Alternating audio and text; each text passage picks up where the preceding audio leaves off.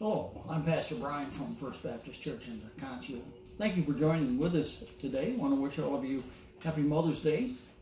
Whether you're seeing this the day before Mother's Day or on Mother's Day itself, hope you can find some family time this weekend. Also hope all of you are doing well, that your jobs are not in jeopardy, that your health is not in jeopardy, and that everybody is healthy in your family as well.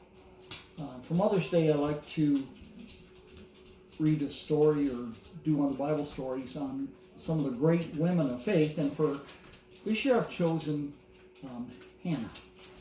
If you remember the story of Hannah, Hannah is revealed to us in the book of 1 Samuel. It's in 1 Samuel chapter 1 and some of the verses that follow. And she is the mother of Samuel. And so I began reading here. Elkanah, it says, had two wives. One was called Hannah and the other Peninnah. Peninnah had children, but Hannah had none. And because of that situation, there was friction within the home. Skip down to some verses. It says every year they went to the temple to worship, as was the custom in that day. And it says this: once when they had finished eating and drinking in Shiloh, Hannah stood up. Now Eli, the priest, was sitting on his chair by the doorstep of the Lord's house. In her deep anguish, Hannah prayed to the Lord, weeping bitterly. And she made a vow, saying, Lord Almighty, if you will only look on your servant's misery and remember me, and not forget your servant, but give her a son, then I will give him to the Lord for all the days of his life, and no razor will ever be used on his head. As she kept on praying to the Lord, Eli observed her mouth. Hannah was praying in her heart, and her lips were moving, but her voice was not heard. Eli thought she was drunk, and he said to her, How long are you going to stay drunk? Put away your wine. Not so, my lord, Hannah replied. I am a woman who is deeply troubled. I have not been drinking wine or beer. I was pouring out my soul to the Lord. Do not take your servant for a wicked woman. I have been praying here out of my great anguish and grief. Eli answered, Go in peace, and may the Lord of Israel grant you what you have asked him. She said, May your servant find favor in your eyes. Then she went away and ate something, and her face was no longer downcast. Then it tells us that within a year's time, Samuel was born. And just thinking that Samuel became the first priest and the first maybe prophet of Israel, and was one of Israel's greatest leaders. But I want to talk a little bit about Hannah. Hannah was a woman who had faith, even in a time of pain. We are experiencing people in pain right now today. And you may even know people who have been in pain in their life situations in the past. Sometimes those people turn their back on the church. Sometimes those people turn their back on God. Hannah wasn't one who did that. Even though she was in pain, she still had faith that God was going to hear her prayer, and that she was still a person who was still involved in worship.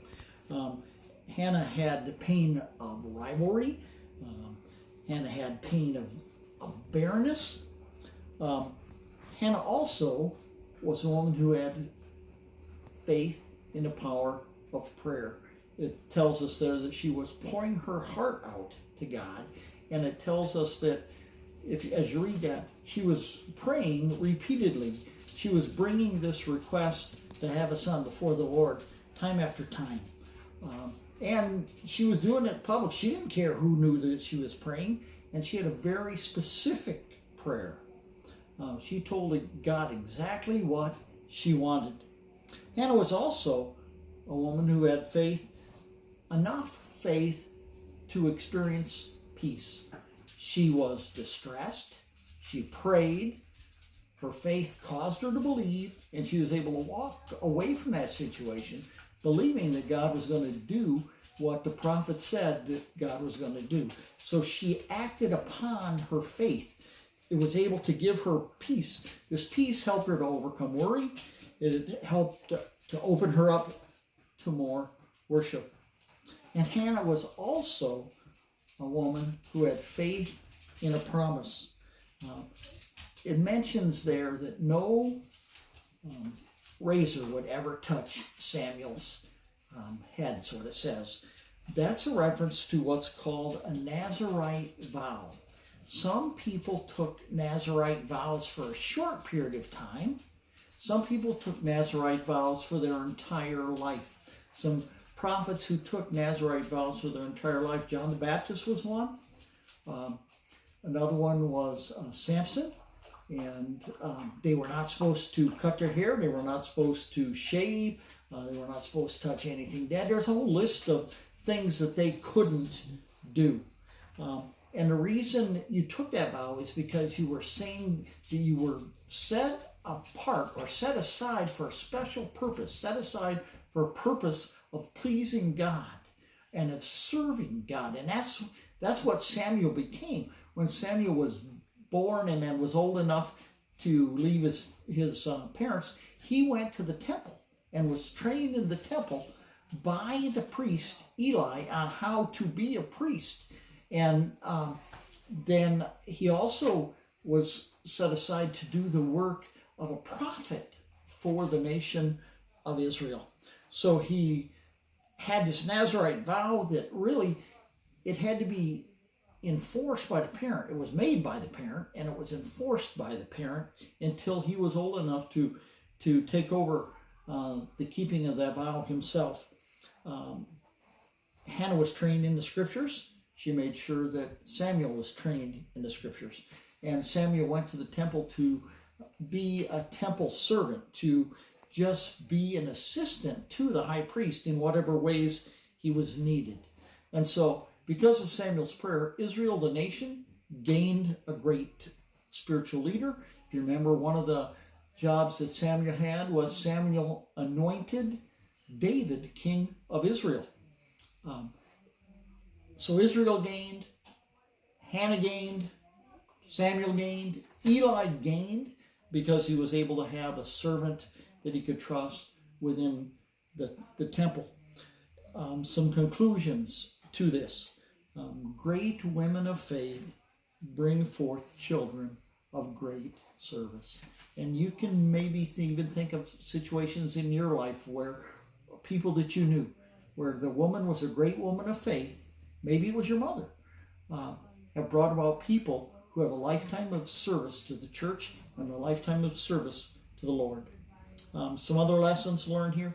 God answers prayer, especially prayers where we're pouring out our heart to Him. And God calls for faith in all areas of our life, and God responds to our faith, and God expects us to respond to Him, to His actions, with faith. And so we learned some lessons from Hannah. I hope you're able to put some of those lessons to work in your own life. I hope that you are experiencing an opportunity to grow in your faith in God and see the results of that faith blossom into service for you and service for other people. Again, this is Pastor Brian from First Baptist Church in Naconchia. Thank you for being with us today.